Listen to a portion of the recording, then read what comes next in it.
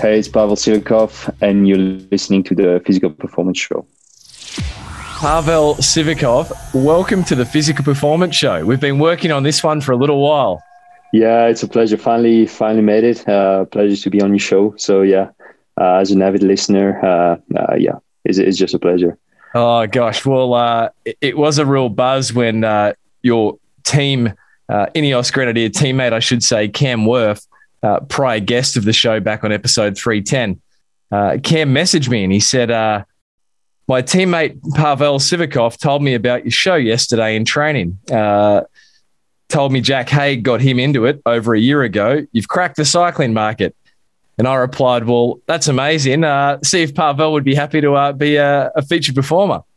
Yeah. I am happy. There's a lot of new stuff to learn on your show, like from different sports and also different physiologists, sport nutritionists, and a lot of information, new information to get. I mean, as an athlete is also, I reckon, part of our job to try and discover, what can make us better athletes. Of course, we have a lot of people around us, especially in a structure. I'm really lucky to be in a structure like Team INEOS, where we've got probably the best. I would say some of the best people from in all kind of jobs, like coaches, nutritionists, and to support us. But at the end of the day, it's also part of our job to know all that kind of information.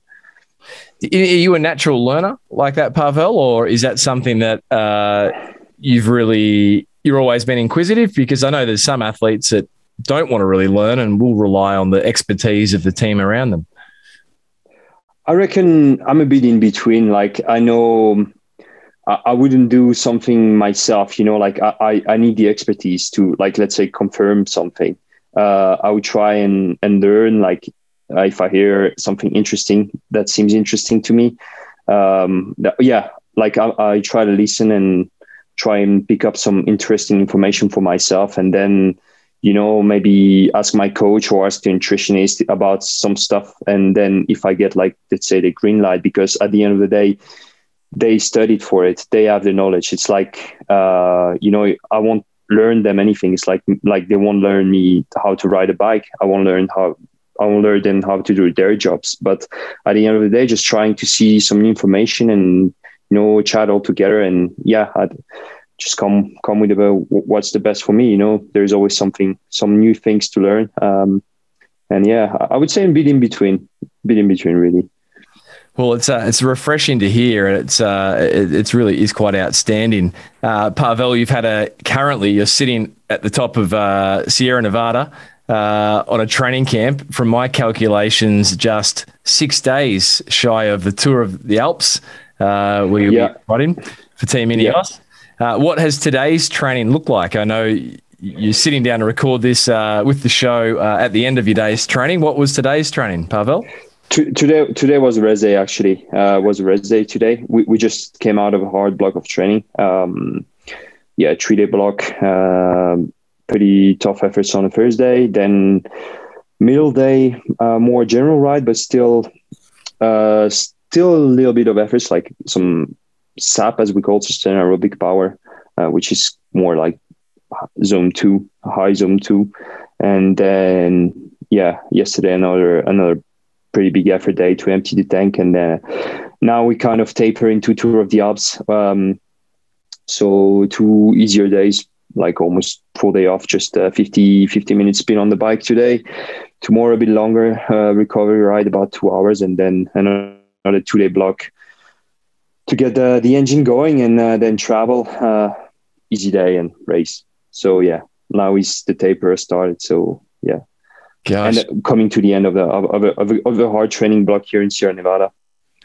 It sure was. I looked at your Strava there, Pavel, and you're a great follow on Strava. It's all up there. Your last week, 767 kilometres, 18,609 metres of elevation gain, 28 hours, 35 minutes in the saddle.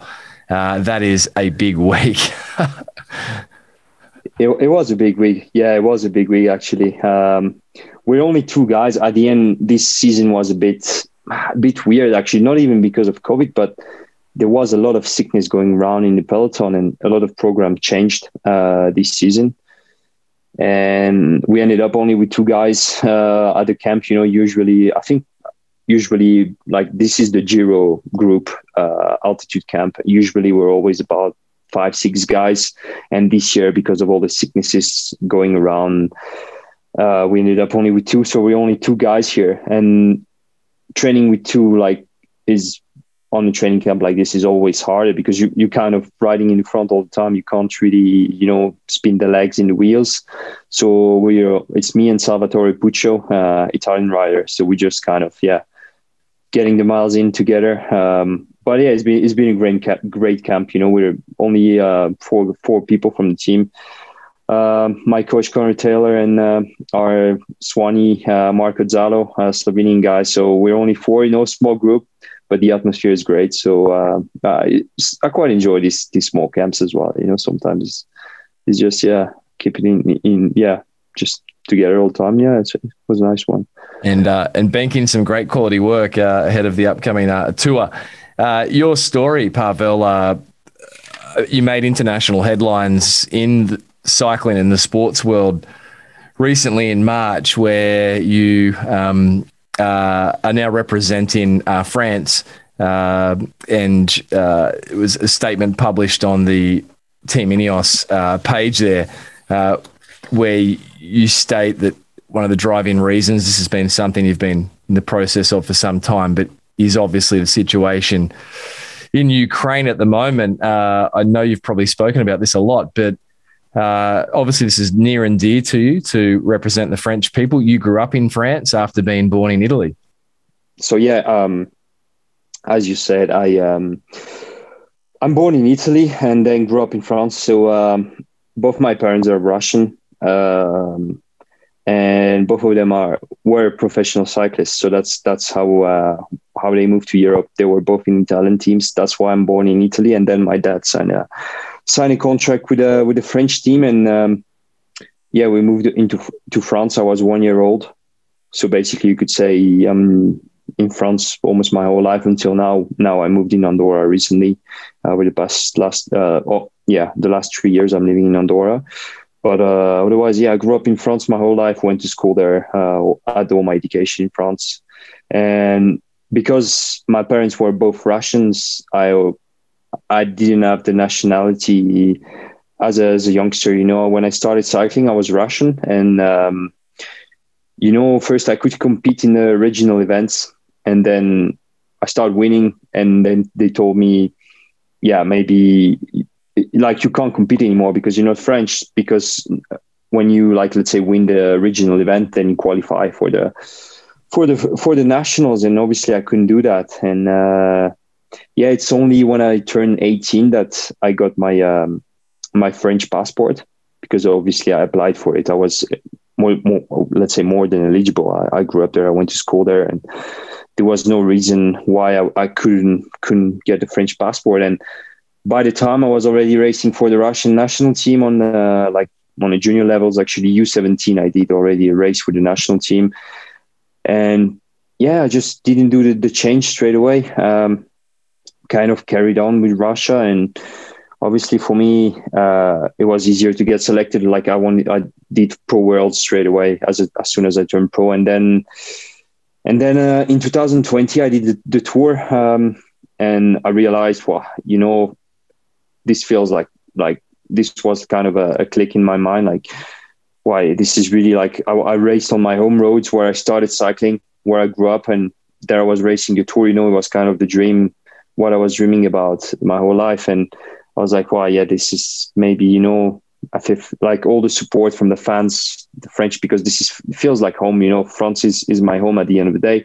I never lived in Russia, and I only went there on let's say holidays, or at the end of the day, if you sum up how many days I was in Russia, it's less than a year, I think, in total. So, but the question was that I would miss Tokyo Olympics, and I really wanted, as an athlete, this is also something you want to do in your career, just being able to tell your kids, I did the Olympics, and if I would swap for French, I would miss Tokyo. And Tokyo was kind of a hard terrain, hard course that would suit me. and that's why I decided to stay. And then obviously like just kept going, and now this unfortunate event happened, and yeah, it kind of accelerated that process, you know. Like now I can already race for France from this year. This was not the reason, but just that accelerated the process. And yeah, it was really quick, actually. I sent the request, the request was done once to the UCI, and like in 2 days I was already French for the UCI. Well, wow. I mean, there's a fair bit there. The Tokyo Olympics, Pavel, brutal course, hard course, as you say. What was your Olympic experience like? I believe you finished there at 32nd. Obviously, it was the break. It was a tough day. Yeah, what's your recollection? Your reflections like of your Olympic debut? It was a weird one, to be honest. I think it was different from usual Olympics. I think this is something I hope it's not gonna happen again, to be honest, because of the COVID. It was really weird. Like, you fly in, you don't see anything really. You just get to the team hotel and spend 3 days there, a bit almost in isolation. You just go out for a few rides, and then you race, and straight away you go back. So I just raced. It was a hard race, nice race. It was a specific one. It wasn't my best race, like from performance side of view, it wasn't my best day. But yeah, it was weird. You know, it was just like, it was Olympics, but it wasn't much different from another race, really. I would say for us cyclists, you know, because we didn't even see the Olympic Village because our hotel was outside of Tokyo. It kind of felt weird. I couldn't see it because of the rules. I had to fly back straight away after the race. So it was a weird one, but yeah, I did the Olympics. I'm an Olympian. So no, it was a weird experience, to be honest. I really hope I really hope to do the Olympics again, and really hope to experience what it is really, how are the real Olympics. You know, I heard from other athletes how it was, and I think it's more than just our race and that's it. You know, it's a whole like village. It's a bunch of different sports. Actually, I haven't seen any other athlete from different sports, so it's a bit of a pity, really. Would have been really nice. Well, looking ahead to Paris 2024, home nation Olympic game. Yeah. That would be another great. That would be amazing. I would love to qualify for that. That's for sure. I think it's going to be really hard. To be realistic, it's going to be really hard. Even like the course would be, I guess, I don't know how would be the course really, but they would probably make it suitable to Alaphilippe. That would be my guess. And yeah, I think obviously with France, it's one of the first nations in cycling. So it's really hard to qualify there. And in Paris will be a massive event. So no, that's great. Yeah, I would love to do that. Definitely looking forward to it. A few more 18,000 meter elevation weeks at Sierra Nevada should do it just fine, Pavel. Yeah, I guess I need to add more wins as well. Mate, I mean, you're young in years. You turned professional, I believe it was 2017. But if we just loop back to your parents, both successful Russian cyclists, Alexei Sivakov, your father, who won the Tour de Serbia in 1994, your mother, Alexandra, gold medal at the UCI Road World Champs in the team time trial in 93 and 94, the Russian national road race champion in 96. A real pedigree. Did your parents fuel the cycling fire, or were they like, Pavel, you do whatever interests you? I didn't go cycling as my first sport. I think, I did a lot of different sports before to start cycling, really, like soccer, football, as we call it here. Even judo. I started with judo. I think that was my first sport, actually. Then I did, soccer, even basketball, handball, like a lot of different stuff until I was 13. And then when I was 13, I kind of went for a club ride in Saint-Gaudens, which is in the Pyrenees. And then I was a bit chubby at the time, like not super lean. But although I was pretty good, I could follow the guys who were training, let's say, every Wednesday. I think the trainings were on Wednesday. I could follow them, and I enjoyed it, really. I was on a mountain bike. We went on a road ride, but I was on a mountain bike with slick tires, and still I managed to follow them. So yeah, I kind of got into it, and every Wednesday I would go for that club ride. And yeah, that's how I got into sport. And then I started racing a bit later. I got a road bike and started racing. But my parents never pushed me into the sport, really. I think it was just that they didn't push me into it, but it was always around in the family. We would always speak about it. So I kind of grew up with it without practicing it, let's say, as a proper sport, as my first sport. But then I got into it, and obviously then my parents got into it with me, and yeah, it was great to have them. I for sure, as they went through a lot of that, and it was great having them, all their experience. But yeah, then it just carried on, and now I'm also a pro rider, so that's pretty cool.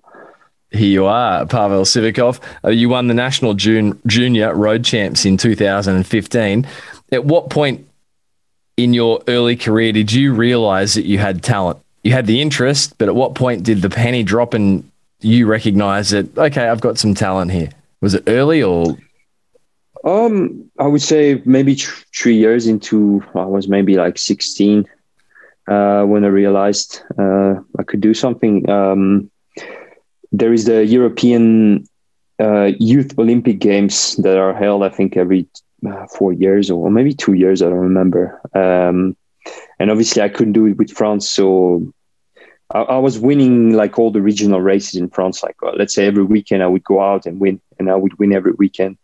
And then I heard about this Youth European Games, and I had to go to Russia to qualify with the Russian national team. That was, yeah. So I went there and qualified for, won the TT to qualify for the Youth European Games with the national team.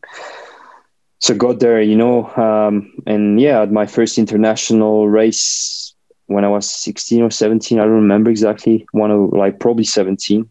Wow. So yeah, that's where I realized, when you're at that age on the international scene, you're like, okay, maybe that's something I can do in the future. That's what I wanted to do.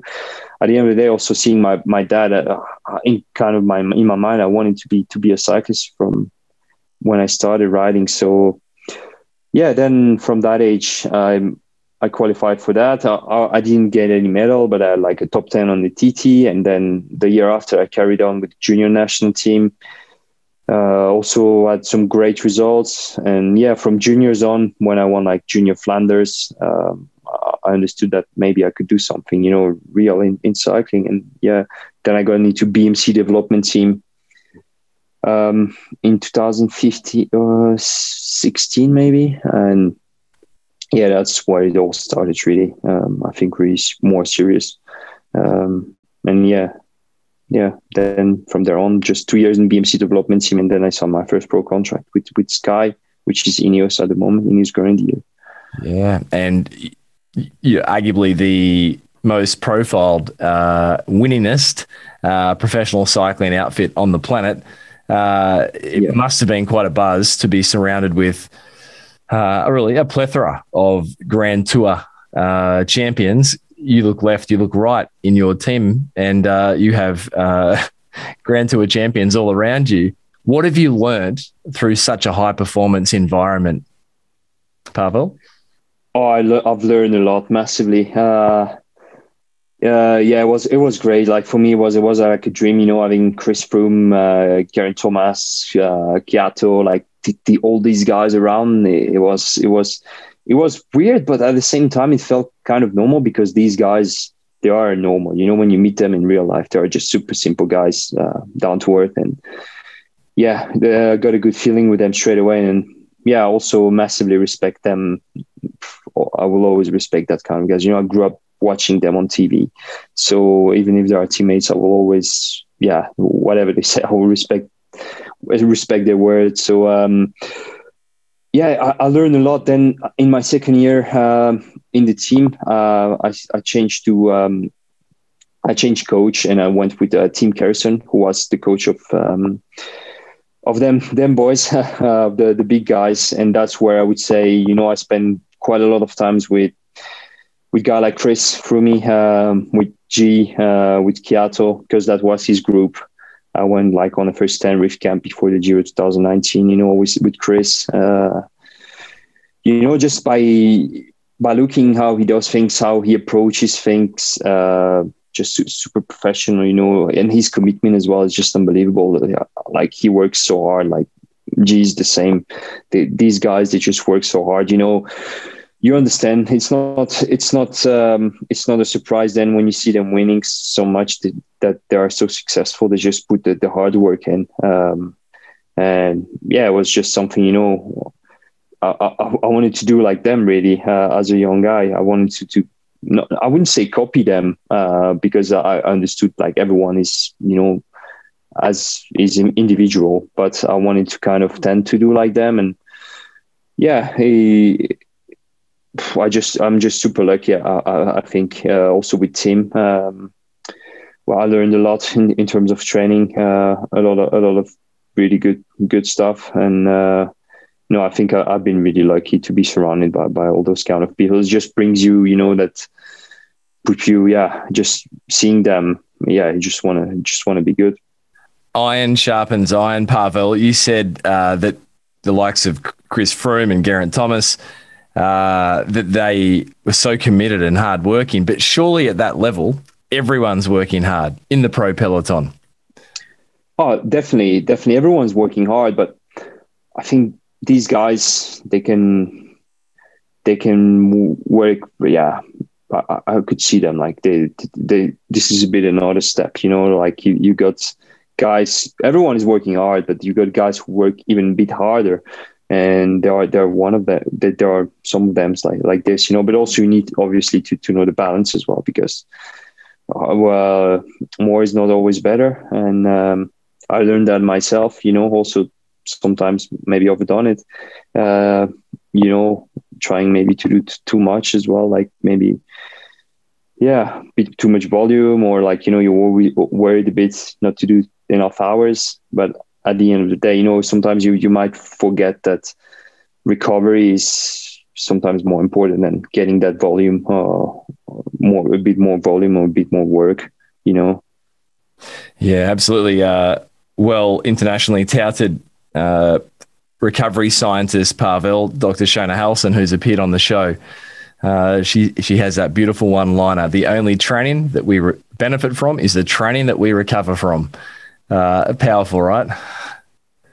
Yeah, it is. Yeah, I think I've done the mistake really to want to do too much sometimes, and I admit it now. I can see that to sometimes want to train to be too much, do a bit more, like you need to shave off some weight maybe, and you just need to understand that it's like you need also to be fresh to perform well. And this year I made a bit of a change, I would say. Also, sometimes with nutrition you want to push it, and at the end this is not the best. When you squeeze out the weight too quick, it's not the way to do it. And that also realized it. And I think this year I changed a little bit my approach on all that kind of stuff.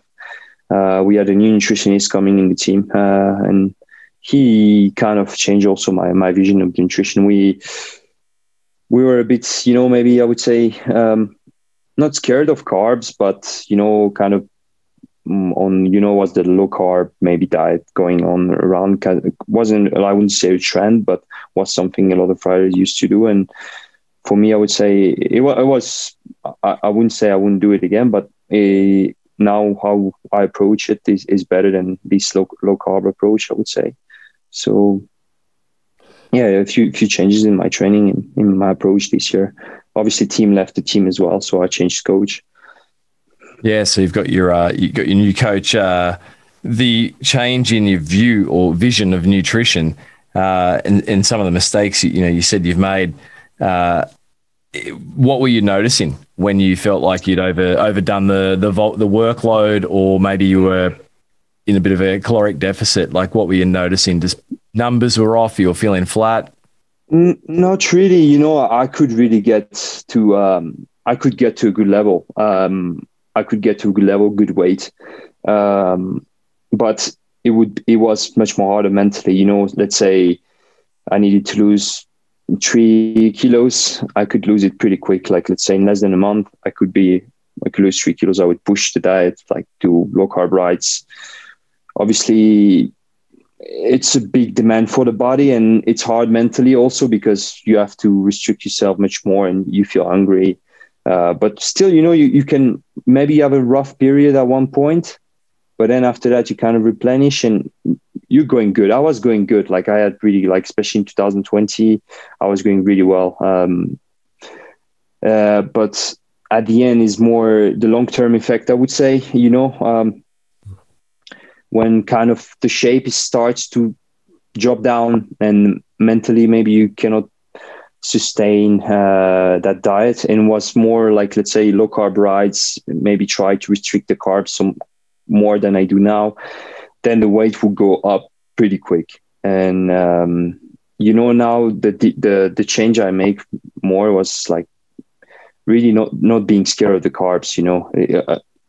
Actually the opposite. You just kind of just eat normal. Don't be too stressed. Just keep that little calorie deficit, but kind of eat more when you're riding. I wouldn't eat too much. I would restrict myself even on the bike, and that was actually the biggest mistake, I would say. Restrict yourself on the bike, because now with the nutritionist, which is a Spanish Basque guy who told, like he said, the moment to eat is on the bike. When you're off the bike, that's where you need to watch out what you eat more. But when you're on the bike, just get them carbs in, because that's when your metabolism is at its best, and that's where you can get it in, and you're not going to gain weight really. Maybe in the beginning, when your metabolism is not as good, you won't lose weight straight away. Maybe you will kind of gain a little bit, but will maintain. But then when you get your metabolism going, and that's what happened for me, like this year I did it. In the beginning, the weight was quite stable, but then my metabolism started to be really good.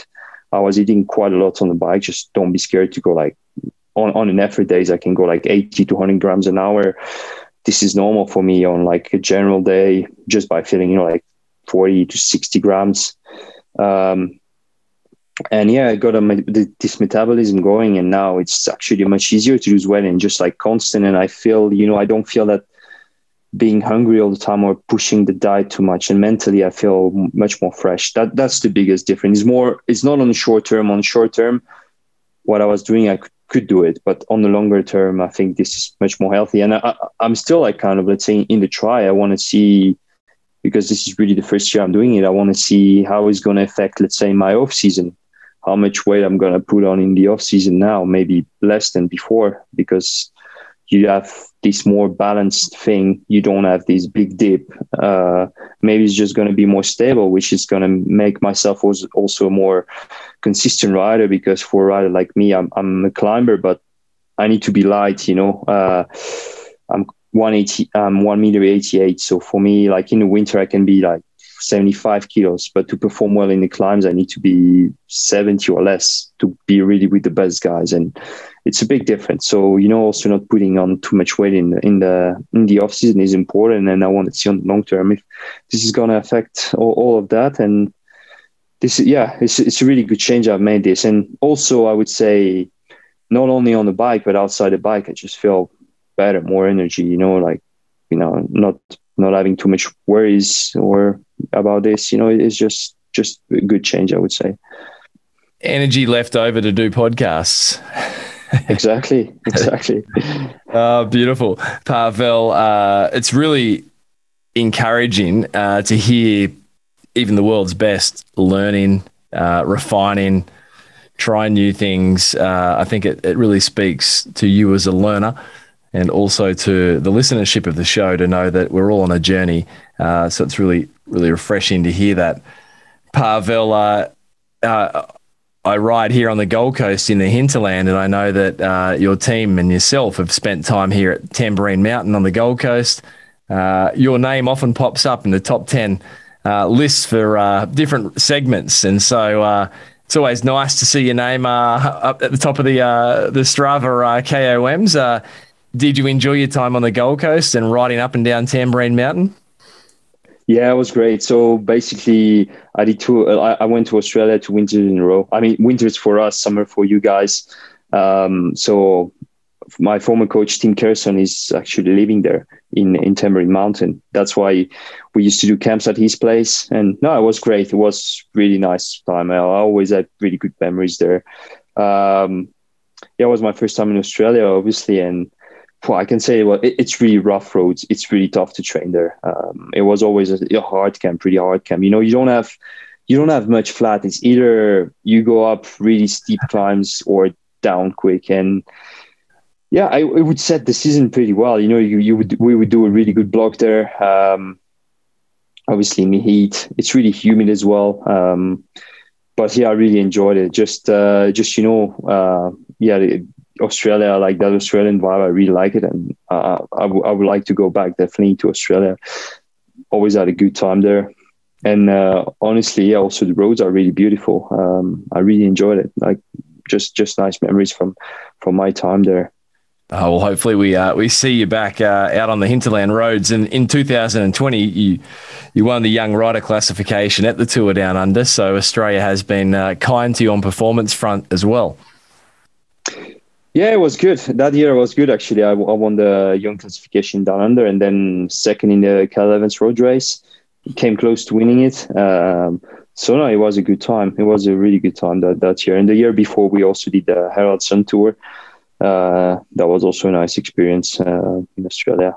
So you've had some great results. You mentioned Cadel Evans, a cycling hero for so many Australians. Who were your cycling heroes growing up, Pavel, aside from obviously your parents, who we've mentioned already? When I really started to get into cycling, knowing more the riders, I would say my first heroes were like Fabian Cancellara. Really admired this rider. Then obviously Contador a bit later. And then after them, I would say, the boys which I was teammates with, Chris Froome, Geraint Thomas, Bradley Wiggins, Sky, was the team. Like I would look at them and I'd be like, wow, this is top class. This is something. Wow. So yeah, ended up joining them. So that was pretty cool. That's the dream of every aspiring cyclist, isn't it? Pavel, what would you say are your top 3 strengths?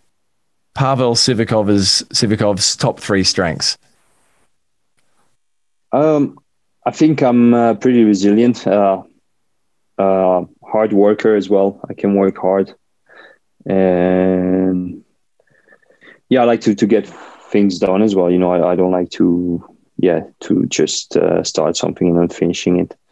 Yeah, obviously. So completing things and resilience. I mean, it's a big word. Any examples of where you reflect on your career so far and you're like, I'm proud of exempling resilience in that situation? Yeah, there is a few examples really. Yeah. I think actually Tour de France 2020, I had a really bad Tour de France. I crashed on day 1 twice. Actually, I crashed in the Dauphiné, which was a week before. 10 days before. Crashed pretty hard. And tried to recover, get back to the Tour. And then day 1, crashed twice. And I was basically done for the Tour. But I still, try to get up every day and hope for the best. It didn't really happen. I had 3 horrible weeks, but I finished the Tour. It was a really hard Tour. It was a really tough time. I was, let's say in the Dauphiné, I would say my best level I ever been so far in the Dauphiné. I would climb with the best riders, like guys like Roglic, Landa, all them guys. I was, let's say, at the top. And then I went from the top to bottom. I was dropped with the sprinters on like a small climb. And it was pretty hard mentally, that Tour de France. And I just tried to keep believing that maybe I could do something on stage or whatever, and just every day wake up and do something. So I would say, that's a good example. Yeah. Finished the Tour. I think the best was like a 4th place on a stage, which is, considering all that, not so bad, especially on a mountain day. But yeah, I can say, yeah, I didn't stop. Gosh. But yeah, I think honestly, cyclists are pretty resilient guys. You see often like crashes, and just guys are just carrying on. I think if you're not resilient in cycling, it's hard to do that job. Yeah, gosh, I mean, what a debut on the Tour de France. 2 crashes on the first stage, and then obviously just a few weeks before coming off as well. When I think about professional cycling, Pavel, I think everyone admires the physiology, the incredible physiology of the pro peloton. But in my mind, the thing that's even more impressive is, as you just said, the grit, the resilience, the psychology to come off, to be back in there. No doubt nervous, but, at it again the next day. I broke a few ribs earlier in the year coming down Beachmont out here on the Gold Coast hinterland, and each ride I know that climb actually, Beachmont. You remember Beachmont? Yeah. It's a nice climb, right? Oh yeah, it's a hard, it's a hard sport. Yeah, I agree with you. It's when you see guys crashing and just carrying on. I think also actually just training. I think endurance athletes are like elite endurance athletes are really resilient people. I think just to be at the top, you need to train a lot. You need to suffer. You need to know how to suffer. You need to put your body, into that suffer mode. And actually, we kind of enjoy it. Getting that suffering in, because it's going to make you better. And obviously I think cycling is adding that also risk of crashing and stress in the peloton, which is really high, I would say, especially on like classics, 1-day races, or like Tour de France in the first week, crosswinds, all that kind of stuff is something special. Like, it's actually hard to describe. If you're not in a peloton, you can't really understand how dangerous it is, really. You're going 60k an hour, or like in downhill sometimes over 100s, and just have a Lycra has a protection, and you have to trust the guy who's in front of you. If the guy in front of you crashes, you go with him. So it's a scary one. Better not to think about it when you're going down these passes. So yeah, that's for sure. Is that your tip? I was going to ask you, Pavel, for some personal coaching on getting the confidence back after you've had a decent off or a decent crash. Is it just don't think about it, just get back out there and don't overthink it? Honestly, after my Tour de France crash, I quite struggled with that. I would admit it. I really struggled. Like, I had a bad time, and I really struggled in the downhills, and just getting back that confidence. And then last year, again, I got back that confidence and crashed again, actually Tour of the Alps last year before the Giro. So I kind of lost it again. And it was a hard time really recovering from all this. It also mentally was a hard time. And now I started to be back. I took some even lessons with a guy who comes from a downhill mountain bike, and he just kind of, because at the end of the day, no one really taught me how to position yourself on the bike, how to balance your weight, how to do everything right. And sometimes I think the tip would be, you need something in your mind that makes you confident, and for me it was how to do these things right, how I position myself on the bike, how I balance myself in the corners. And as soon as I got this, the confidence came back, because, now if I do a mistake, I would know what is the mistake, and I can identify it. Before I couldn't do it really. I was like, maybe it's myself, or maybe it was a rock on the road. I maybe hit a little bit of gravel, did this, maybe it was slippery. Now I can really identify the mistake, and I know what I'm doing. It's not going to push my risk barrier higher, but at least I'm going to know what I'm doing going down, or like taking the corner. And I think it's just getting back that mental, thing that will make you confident. Obviously, when you go down, you don't have to think about crashing or about the crashes. You have to think about your line, it's hard to keep your mind all the time thinking about your line. But, let's say you have a straight line, you might think about something, and then as soon as the corner comes, you think about your line, and carries on like this. I think that would be my advice. Yeah, wow. And body positioning, any tips there? It's probably a difficult one in audio form, but it's hard to explain it like this, but it's easier to explain on the road. It's actually quite simple, but the tip would be, so basically you have to, let's say you have a right corner, so in the right corner you obviously put your left feet down. You have to bend slightly your knee, not fully bent, but slightly your knee. So you push with your feet into the pedal. So you're kind of taking off that little bit of weight from the saddle with the feet that is down, and you bend that knee, and you strengthen a bit the opposite arm of that leg. So that will like kind of balance your weight and will make you able to ride on the side of the tire. So you basically balance your weight on the side of the tire, and you can just learn how to use more that tire, that tire surface. And then also with the braking, you shouldn't be scared also. Like, if you're going 40k an hour, 50k an hour, if you brake one time hard with the front, you're not going to go over because the speed is so high. So you can brake later. And then obviously you have the line, which is one of the last things. And the tip would be to divide all this. So when you go down, you can just train braking. And the next time you go down, you just train the line. And the next time you go down, you just train the position on the bike. And at the end, everything is going to come together. And then that's how you get like a better skill than going down. I'm still working on this myself. Every time I try to improve all these lines, try to understand like, okay, like here I did a mistake. Maybe I should have like went in the apex later or earlier. It's a process, but I enjoy it. Like I think this lesson I took with a guy, it's something we focus a lot on our pure performance, like just fitness, but a lot of this also in cycling. It's really important. I think sometimes underrated. Yeah, wow. The line, braking, and body positioning, they're the three themes I'm taking out of that. And I'm encouraged.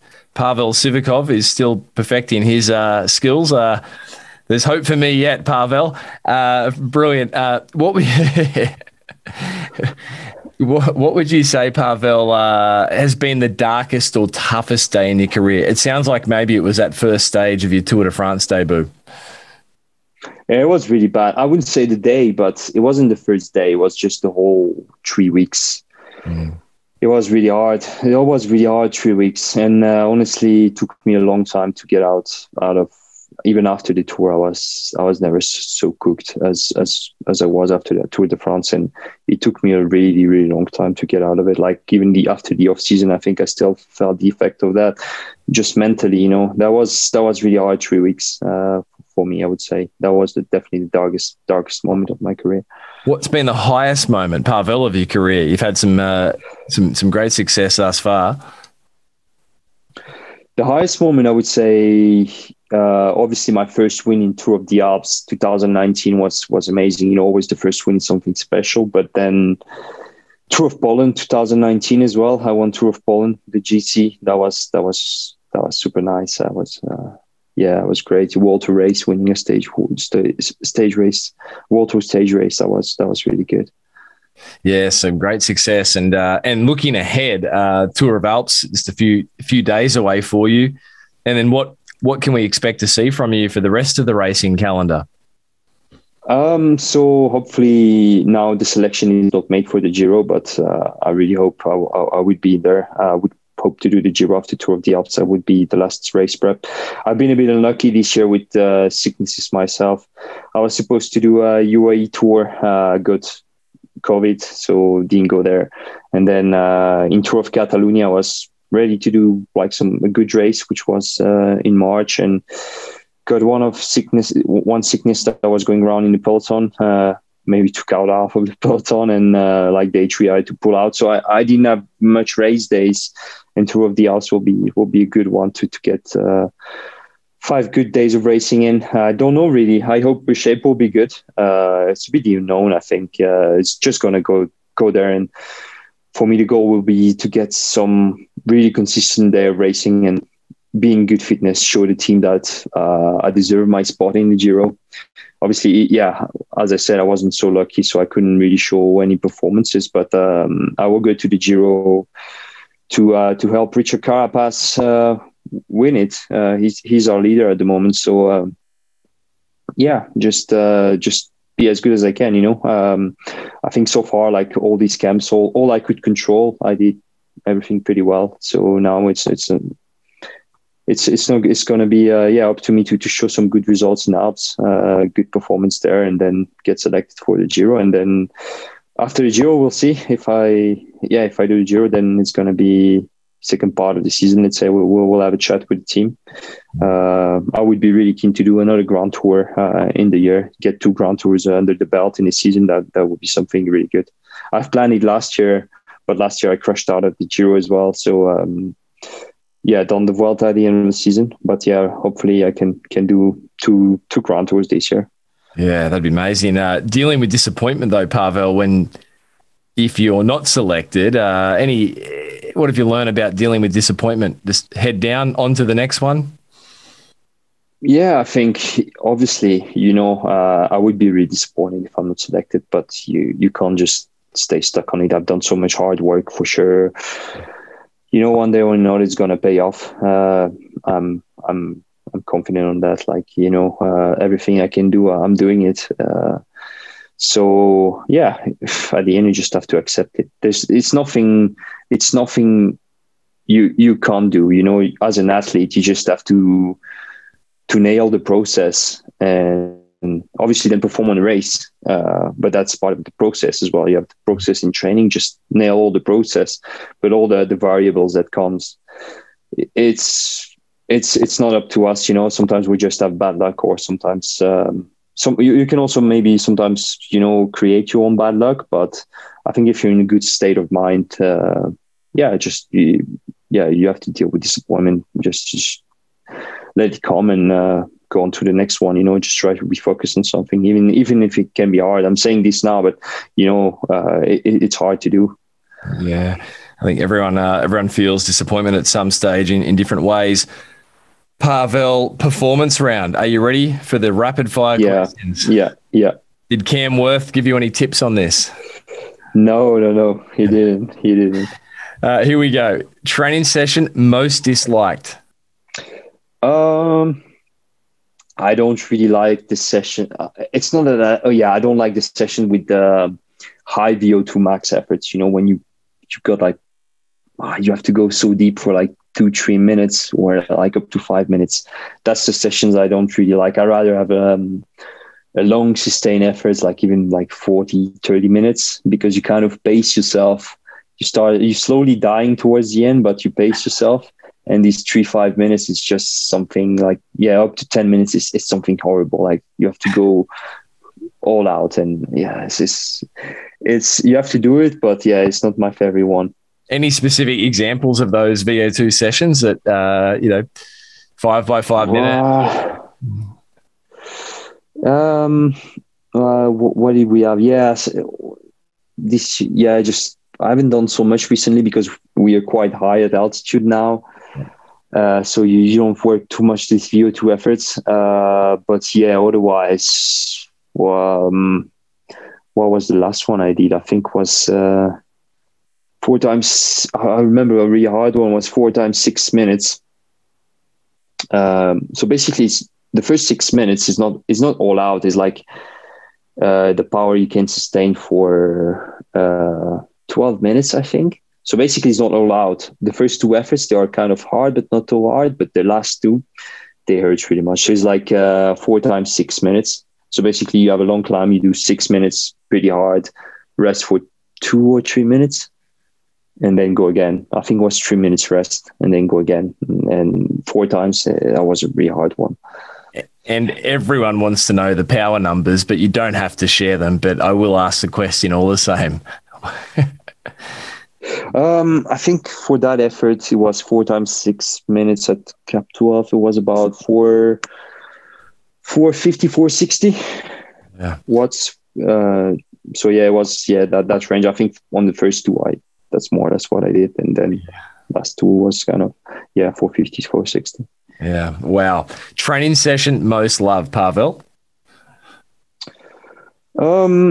I quite like like I said, the long sustained effort, like a long zone 3 effort with a bit of like spiked in the zone 3, to bring that, to get into that higher zone.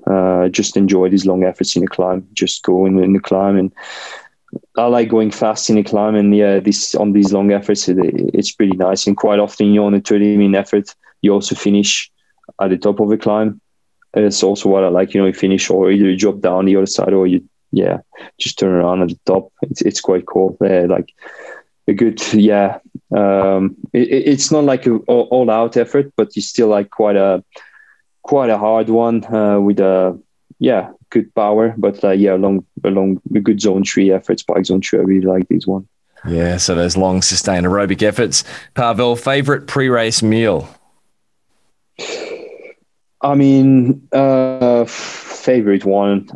It's not that I really like it, but that's usually what I have before race. I just have some rice with an omelette, and try to keep it simple, much easier easy to digest, and just what you need: rice, omelette.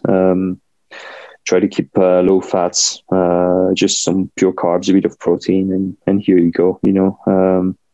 I would say that's my favorite one, because that's the one that works the best. Bedtime, morning time. What does that typically look like for you, Pavel? I'm pretty early in the morning. I'm always one of the guys who is up, I think, the earliest in the team, really. Bedtime between 10 and 11. Usually always try to go to bed before 11, and always up around 7 in the morning. Sometimes even 7 in the morning, usually. Always before 8. I never sleep later than 8. That's a good sleep rhythm there. Who's the athlete that Pavel Sivakov most admires, and why? Most admires? I wouldn't say that I have only one person I admire the most. There is a lot of guys, really, because a lot of athletes, they have different qualities that I really admire, and it's kind of, seeing all of these qualities in all of them. I don't know, really. I never had like one guy that I was idolizing or anything. It was just like really respecting some of the guys. Like I said previously, some of the guys we have in the team, I really like. Respect them, and kind of admire what they've done and what they do, all that work, like the guys like Chris Froome, Geraint Thomas, Kiato. Super happy he won Amstel actually on the last weekend, so that was really good. I would say all these kind of guys, Yeah, that's a good answer. Toughest competitor you've ever raced against? Can you actually also, I forgot to mention one guy. Actually, speaking of Cam, is also crazy. Like I'm always, wow. Like all he does, like he's cycling Ironman. I think he's one of the guys actually who trains the most, even more than Chris and G. He's all the time. It's just insane how much he loves exercising. I never seen someone exercise so much, to be honest. And this is what he's one of the guys. When you're a bit tired or something, you see him and you're like, maybe I'm not. I should toughen up a little bit. That's brilliant. Toughest competitor you've ever raced against? Is there one competitor that's just been a nemesis for Pavel? I never really had like a rivalry with someone, because you race, the field is so big. Like you always race different guys. But back in younger days in U23s was one Belgian guy who sadly passed away in the Tour of Poland. I won actually, Björk Lambrecht. He was a really talented guy, and we would always kind of compete for the win on the stage races. And he was a really tough competitor for me. And obviously it was really tragic when he passed away after a Poland. It was really hard for everyone. And still, obviously dedicated my victory to him that moment. But now toughest competitor, I don't know, for everyone in the peloton, I would say Pogačar now. Obviously, I think the whole peloton is just when he's racing, kind of competing against him, he's unbelievable. What do you think sets him apart, Pavel? Well, he's just so good. I never think he's just so versatile, and when in the climbs, like, he just rides away from everyone. I don't know. It's just I don't know. He's like one of a kind, one in a generation, even, like, not even only one generation, few generations. You don't see guys like this too often. He, like, usually Grand Tour riders are really good in Grand Tours, but then he shows up in Tour of Flanders and almost wins the thing. And it sets the class of the rider. He's just good everywhere, and not only in one thing. He just, every race he goes, he can win, and that's why this guy is different. Yeah, wow, what a talent. Is there a mantra, Pavel, that you use when you race or compete? Any regular self-talk? A moment of pain can be a lifetime of glory. Sometimes you just have to keep that suffering going, and can be glory. Like a lifetime is just a moment. You just get through that moment, and maybe it will be a lifetime of glory, and you will succeed. You will achieve what you want to do. So I think sometimes that's what I tell myself. It's a lot of power in that. Best recovery tip, Pavel? Just relax, man. Enjoy your day. Rest to be the best, really. Rest to be the best. Yeah. Oh, that's sharp. That's brilliant. One word to describe your racing style, what would it be?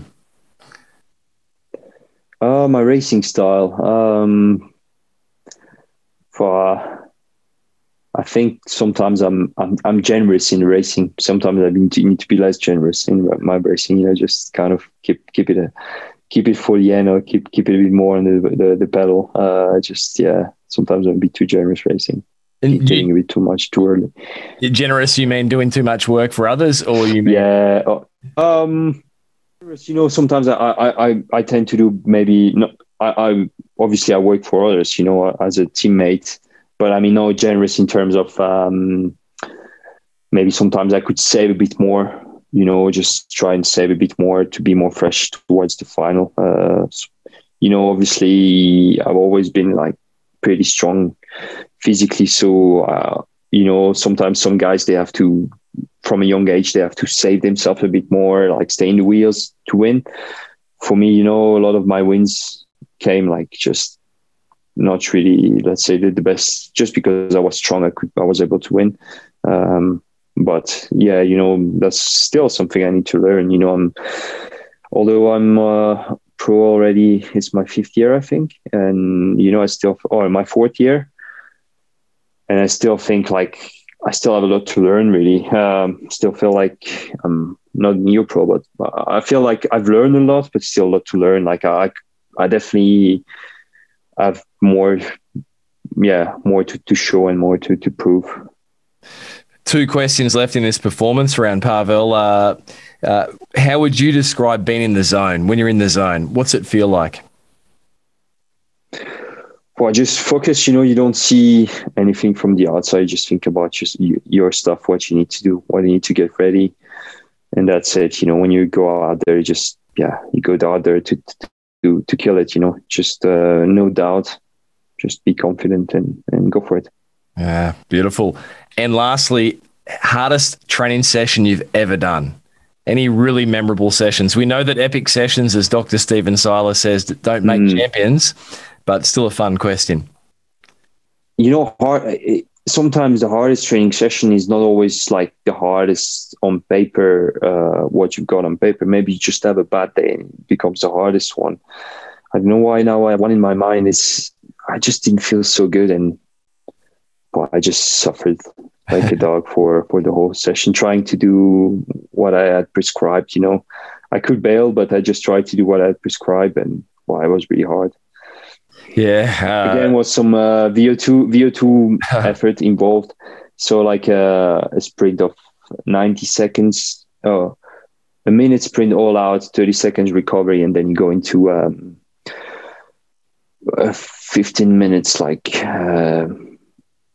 zone 3, mix of zone 3 and threshold. And I remember like this first minutes of full gas just killed me. Obviously you go full and then you recover only for 30 seconds and you have to go again.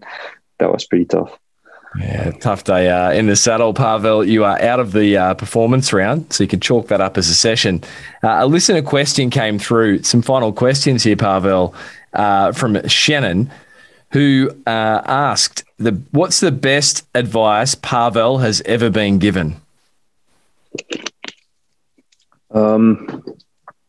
Actually, it comes back to that disappointment we were talking earlier. I think, how to deal with all that. At the end, when you can deal with disappointments and setbacks, then that's the most important thing. You can just work hard and see something and work towards something. And you can only, I think it's that you can only control what you can do. All the other factors outside of you, you just have to accept them, because it's not something coming from you. So just do your best, and whatever comes, and just believe in yourself that by working hard, good things will come.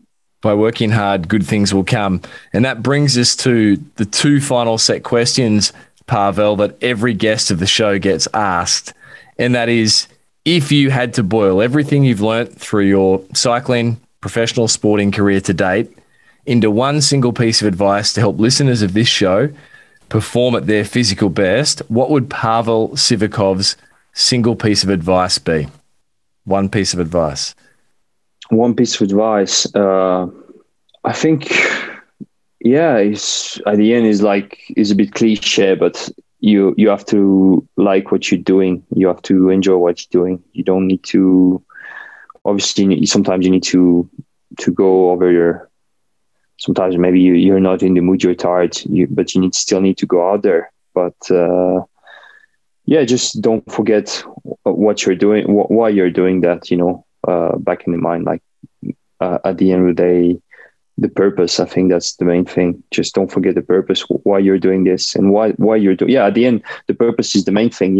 If you ask yourself why you're doing your sport, or why you want to be at your best physical performance, you have a purpose for that. Obviously, so for some people it's just to be fit. For some people it's to win something, and at the end, if you don't have any purpose, then maybe there's no point doing it. But I think that the main thing is to always remember the purpose, and that would be my best advice. And obviously enjoy it, as a maybe when you start, you don't really have a purpose as well. You just start discovering a sport and you kind of get into it, and then you start coming with goals, because at the end you need goals as well. And so that would be that. Never forget the purpose. What is Pavel Sivakov's purpose? Well, I just want to, in 20 years' time, I want to look back in my career and be like, okay, I've done all I could, no regrets. I've done everything I could have done. I don't want to regret anything that I could have done. Obviously, sometimes, like I said, you have setbacks, you have a crash or something, but at the end, I just don't want to regret. Maybe I could have won something or could have done something differently. Just no regrets in 20 years' time when I'm finished with the professional sport. Yeah, that would be the dream, right? To have left nothing behind. Pavel, every guest of the show issues listeners with a physical challenge for the week. So what is Pavel Sivakov's physical challenge going to be? Is it going to be VO2 efforts, or is it going to be what's it going to be? No, VO2 efforts is a bit too hard, I reckon. I give you a good challenge for the week. So for everyone, or just only for, it's not for pro athletes, I reckon it's more for even for everyone. This show for has everyone, a range of athletes, Pavel, from beginners through to elites. So just little challenge I could give. Well, maybe just get a good session in every day, or whatever you're doing. Don't skip any session, just every day get something. If you're a triathlete, just run, bike, swim every day. If you run, just get at least 1 hour every day, at least 1 hour. Yeah. 1 hour a day, 1 hour a day. And we haven't done this for a while, Pavel, with a featured performer, but I feel it's worth bringing it back because it's quite fun. And it's a cliched old question, but it's fun. And that's the question of, if you could have dinner with 3 people, living or past, who would be at your dinner table and why? Yeah, that's a good one, actually. Tough one. So yeah, it's a tough one.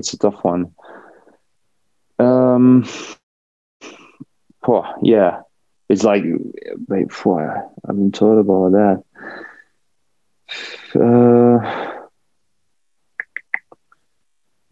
I reckon.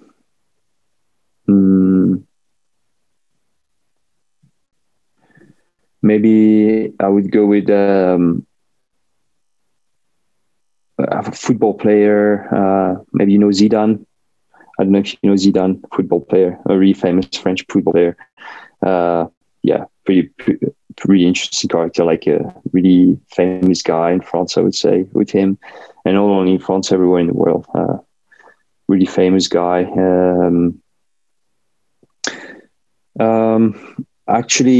Actually, no, I would swap him for Pantani. Yeah. I just want to, this guy is like a bit, he obviously tragically passed away, but I think he's got some interesting, like, maybe not funny stuff to say, the way he passed. But yeah, Pantani, I think that's a really interesting character. Then maybe a guy like Jeff Bezos, would be interesting. Oh, no, Elon Musk. Elon Musk would be the second one. I think he's got some really interesting stuff to tell, and just probably knows so much, And then the last one would be. Actually, let's keep Zidane then. The third one, yeah, maybe. I don't know. It's a hard one, honestly. Like I said, I don't have any. Yeah. I never had any idols or anything, in my life. It's now I'm purely making this, because I'm trying to think who is interesting. But I never had someone I was like, I wanna be him. Like, I never had this. No, that's an interesting table. It was Marco Pantani, Elon Musk, and Zidane, the ex-French soccer player. Or maybe, instead of Zidane, I would go for like a president of some country. All right. Zelensky. I don't know. Like, just, yeah, maybe not Zelensky. I think now, yeah, I don't know, like, just some country. I think it's just maybe like Macron, even at the moment, president of France now, or like Sarkozy. I just like, or like even US president, whatever, like Donald Trump. Yeah, actually, if I just have a crazy story, go with Donald Trump. Just listen while like, that would be a crazy table. Brilliant, that would be. Pavel, you used the word generous through this recording, that you've been generous in the in some of your writing. I would say you've been very generous with your time in sharing with us so graciously. In an important stage for your racing calendar this year, just a few days out from the Tour of the Alps. So thank you very much for coming on the show and sharing. And we can find you over on Instagram at Pavel Sivakov. It's pretty easy to find. Yeah, thanks, Brad. It was a pleasure. And we wish you all the best for the years ahead, the 20 years ahead. Thanks.